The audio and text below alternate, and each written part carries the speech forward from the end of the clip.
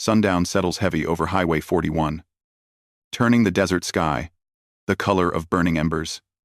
The old roadhouse that sits along the empty stretch of asphalt is usually quiet at this hour. A few travelers, a few locals. Nothing strange, nothing dangerous. Just the slow rhythm of a small place at the end of a long road. But on this evening, that quiet is shattered. The front door bursts open so violently that the hinges rattle, and a small figure stumbles into the fading light inside. A little girl, no older than 9, barefoot, trembling. Her steps uneven, like she's running out of strength. Dust clings to her legs. Scratches line her arms. Her yellow dress hangs torn at the shoulder as if something, or someone, grabbed at it. Her name is Lily Parker. Though no one in the roadhouse knows that yet, she stands there in the doorway, chest heaving, eyes bouncing from face to face, as if searching for something she's not sure exists safety. Her breath jerks with every inhale. The kind of breath that belongs to someone who has been running far too long. Fear radiates off her in waves, so thick the entire room seems to hold still. For a moment, no one moves. The conversations fade. Forks pause, midway to mouths. The air, moments ago, thick with the smell of coffee and fried onions, now carries something colder, darker, heavier. Lily swallows hard, her throat working around words that won't come at first. Her lips tremble. Her small hands clench at her sides, like she's trying to keep herself from falling apart. And then, in a voice barely more than a broken whisper, she forces the words out. Please, help me. The sound of it cuts through the room like a blade fragile. Desperate. Soaked in terror, she takes another step inside. Shaking so badly she nearly loses her balance. Her eyes fix on the people in front of her, silently begging them to understand, before she has to explain. He's coming, she says, this time louder, her voice cracking open from fear and exhaustion. And with those 2 words, every person in that roadhouse knows something is terribly, dangerously wrong. A child doesn't run barefoot into a diner at sundown, unless she's running from something unthinkable, and whatever she escaped from isn't far behind. Inside the roadhouse, 3 men sit at a corner table. The kind of men who carry the road in their faces, and the years in their eyes. Leather vests faded by sun and miles. Boots, scuffed by gravel, from places most people never visit. They are known around this stretch of Nevada as the Black River Riders, an MC with a rough reputation on the outside, and a quiet record of helping people who've got nowhere else to turn. Frank Dalton sits at the head of the table. 52. Weathered. Steady. A former army mechanic, whose calm presence speaks louder than most men's shouting. He's the kind of man who has seen enough darkness to recognize it instantly. Beside him is Moose Morales. 48. Built like a mountain, and just as silent. His size alone could frighten most folks. But those who know him understand he's a protector before anything else. Across from them sits Troy Adams. 34. Lean. Tattooed. And carrying the weight of decisions he's spent years trying to make. Right. He's quieter than he used to be. Softer around the edges. But the sharpness is still there when it needs to be. Their low conversation stops the moment they hear Lily's voice. No one tells them to look. They just do. Instinct. Experience. Something in the way she shakes. The way her small hand grips the edge of the counter. Tells them this isn't a child throwing a tantrum. This is a child running for her life. Frank rises slowly. The kind of slow that says he's thinking 3 steps ahead. His voice, when it comes, is steady enough to anchor a storm. Who's coming? Sweetheart. Lily doesn't speak. She just lifts one trembling arm and points toward the door she came through. And that single gesture tells these men everything they need to know danger is close. And it's coming straight for her. The quiet inside the roadhouse hangs heavy as Lily's trembling hand points toward the door. For a breath, nothing happens. Then the door eases open again, slowly this time. Gently. Almost politely. As if whoever is coming wants to make sure they don't disturb anyone. A man steps inside, not a drifter. Not a trucker. Not the kind of person who usually wanders into a desert roadhouse at sundown. He wears beige slacks and a perfectly ironed button-up shirt. The kind of outfit that looks more suited to a PTA meeting than a dusty highway. His shoes are polished. His hair trimmed neatly. A wedding ring catches the fading light. Everything about him seems clean. Composed. Utterly out of place. His name is Daniel Mercer. 45. And if you didn't know any better, you might think he was a concerned father, looking for his lost child. He gives the room a warm, practiced smile, the kind worn by men who spend their lives reassuring worried parents and convincing children they can trust him. There you are. Lily, he says, his voice smooth as honey. I've been looking everywhere for you. I'm so sorry. Folks. She gets confused sometimes. Trauma episodes. His smile widens. Inviting sympathy. Inviting agreement. He calls himself her temporary guardian.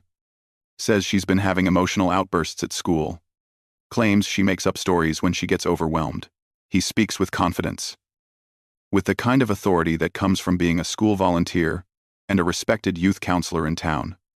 A man with credentials. A man with status. The kind people believe before they even ask questions. But Lily's reaction is instant and violent. She shakes her head so hard, her hair whips across her face. No, she cries. He's lying. Please. Please don't let him take me. The words scrape out of her like something ripping free from deep inside. The roadhouse freezes again. Not a whisper. Not a breath. Just the sound of a little girl begging strangers to save her. Daniel Mercer's smile falters just for a second before snapping back into place. A crack. Barely visible. But enough for anyone paying attention. Frank Dalton sees it. Moose Morales sees it. Troy Adams sees it. And in that instant, every person in the room understands one thing with absolute clarity. Someone here is telling the truth. And someone isn't. Frank Dalton doesn't say a word at first. He just watches Daniel Mercer, the way a man who's seen too much darkness learns to watch quietly. Patiently. Without blinking. His eyes are steady. Cold. Measuring every breath and every twitch in Mercer's face. Moose Morales shifts his weight, taking 2 slow steps until his broad frame fills the roadhouse doorway. He doesn't threaten. He doesn't speak. He simply stands there. A silent reminder that no one is leaving unless these men allow it. Troy Adams sets his drink down on the table. The glass, tapping once against the wood. His posture changes. Not much. Just enough that every instinct in the room seems to sharpen. The questions begin. Calm, but pointed. Where are her parents? Frank asks. Mercer gives a tight laugh. Out of town. I'm helping while they're away. Do you have ID? Troy asks. Mercer's smile flickers. I left my wallet in the car. Frank's voice stays level. And why's she barefoot? Why's she bleeding? Mercer's jaw tightens. She ran off. She does that. Gets overwhelmed. He tries to brush it off with another pleasant smile. But the warmth doesn't reach his eyes this time. Every answer twists sideways. Every excuse dissolves before it even settles. Lily clings to the edge of a chair. Voice trembling. Desperate for someone to believe her. Please, call Principal Harris. She knows me. She knows I don't lie. Mercer's reaction is instant, too quick. Too sharp. No. He snaps. That would only upset her. She's confused enough as it is. The tone is wrong. Too controlling. Too defensive. A man protecting his story. Not a child. Troy speaks low. Almost to himself. That's not how a guardian talks. Mercer hears it. His eyes flash for a split-second anger. Fear. Something darker, and he tries to hide it behind a strained smile. But the damage is done. The mask he's been wearing since the moment he walked in has slipped, just enough to show the truth underneath. Then his right hand drifts toward his pocket, not far. Just a small, subtle movement. But the bikers notice instantly. They track the motion, like predators, catching the twitch of prey. Frank's voice drops, quiet as a warning bell. Keep your hands where we can see them. And in that moment, everyone knows, this isn't a misunderstanding. This is something far more dangerous. Frank's question hangs in the air, heavy as desert heat. For a moment, Lily tries to hold herself together. They tries to stay brave, the way kids do, when they've already survived more than they should. But fear has been knotting in her chest for too long. And the moment she finally opens her mouth, everything unravels at once. He's been watching me after school, she whispers. Following me. Waiting near the gate. He takes kids who walk home alone. Her voice trembles. But she keeps talking. Each word pushed out, like something sharp she's been holding inside. He took Molly Reed 2 weeks ago. Everyone said she moved away, but she didn't. I saw her bracelet. It was in his car. The blue one. Her mom made her. The room stills. Even the air feels frozen. Lily draws a shaky breath, tears filling her eyes. He told me nobody would believe me. That nobody cares about kids like me. That I'm nobody. The last word breaks in half. A sound too painful to come from someone so small. No one speaks. Not Frank. Not Moose. Not Troy. But something changes in that silence. A shift. A realization that this isn't a child exaggerating. This is a child surviving. The bikers exchange a look that needs no words. Whatever this man is, whatever story he's been selling, Lily Parker has just told the truth, and everyone in the room feels it. Jess Harper, the Roadhouse owner, has been gripping the phone with both hands, trying to stay steady while the world around her tilts sideways. She dials the number Lily begged her to call, Principal Harris. The call doesn't even ring twice. Jess, is Lily there with you? The voice on the other end is frantic, out of breath, already carrying fear. Jess looks at the little girl curled near the counter. Yes. She's here. What's going on? What comes next? Pours out like a dam breaking. Lily never arrived at school today. Her parents are out of state at a family funeral. No one could reach them. No neighbors answered. So the school contacted the emergency adult on file. That adult was Daniel Mercer. He told the school he would swing by her house to make sure she was okay. 2 hours later, when no one heard anything, the principal filed a missing child report. Jess closes her eyes. She's safe now. But you need to send police. Everyone in the room hears the conversation. Jess doesn't have to repeat it, but she does anyway, her voice shaking as she looks at Frank, Moose, and Troy. She never made it to school. Her parents are gone. Mercer was supposed to check on her, and they filed a missing child report today. Something inside Daniel Mercer snaps finally. Fully. The polite smile vanishes. His eyes darken. The mask he walked in with falls apart, revealing the cold calculation beneath. And in that instant, nobody in that roadhouse doubts Lily ever again. The moment Jess repeats the truth aloud, something inside Daniel Mercer snaps like a dry branch. His expression shifts. No more charm, no more practiced concern, just raw, cornered desperation. And then he moves. He lunges straight for Lily. She gasps, stumbling backward. But he never reaches her.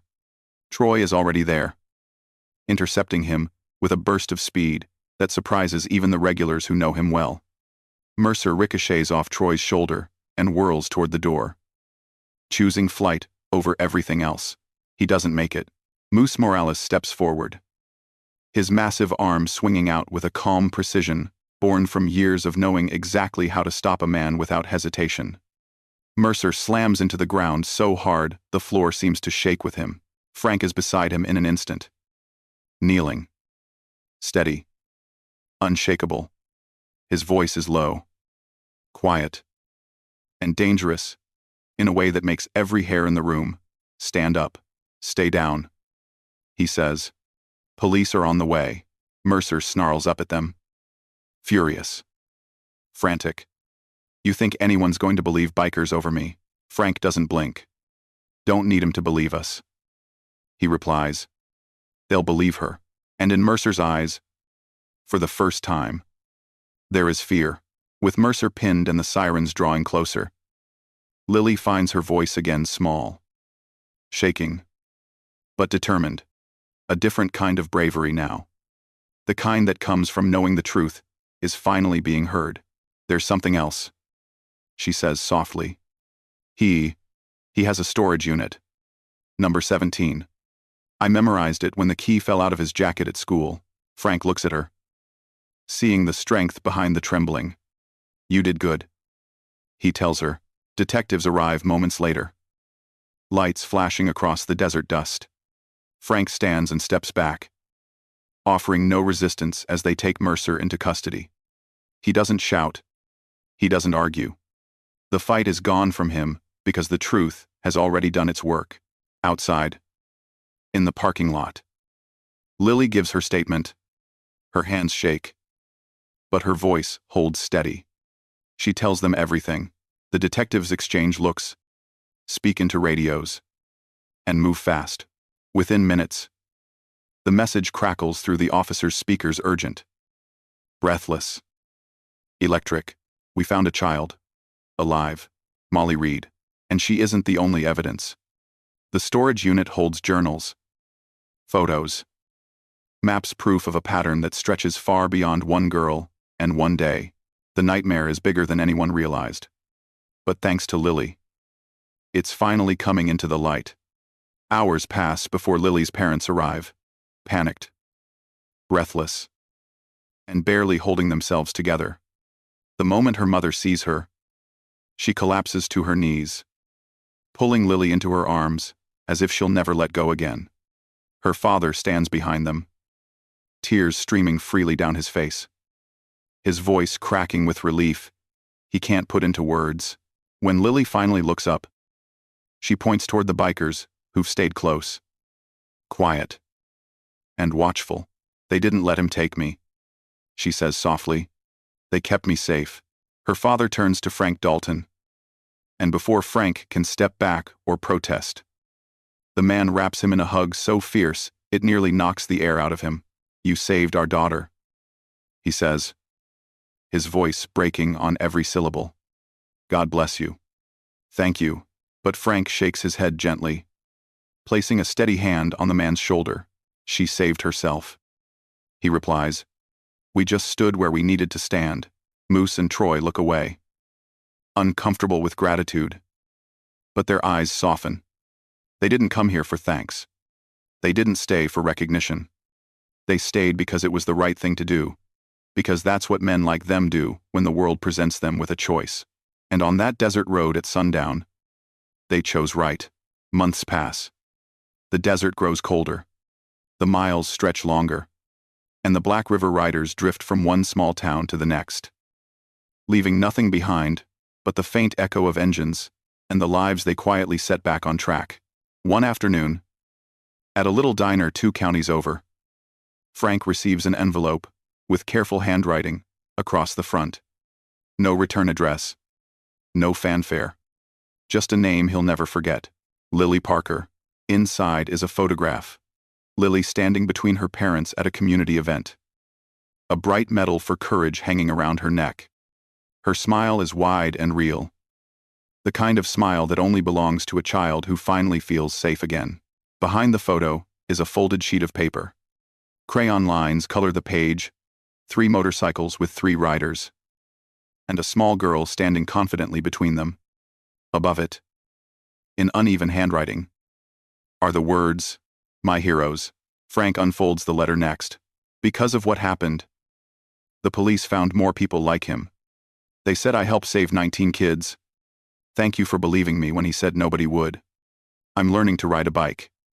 Mom says maybe one day, a motorcycle. Frank folds the drawing with the same care someone might give a flag or a holy object. He slips it into the inner pocket of his vest, close to the heart.